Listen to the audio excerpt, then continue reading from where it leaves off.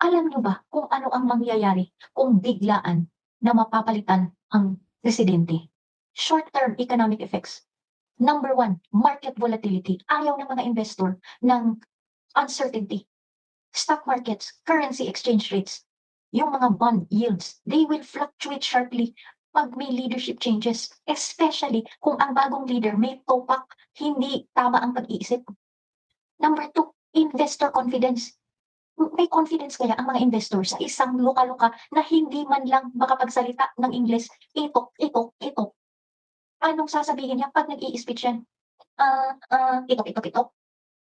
Number three, capital flight. 'Pag extreme na talaga, nakita nila, ay, buang pala itong bagong presidente. Ito palang mga Pilipino, walang kaalam-alam na ang pinalit nila ay isang itok-itok. Labas ang mga pera ng mga investor. Kasi takot nga ang mga investor.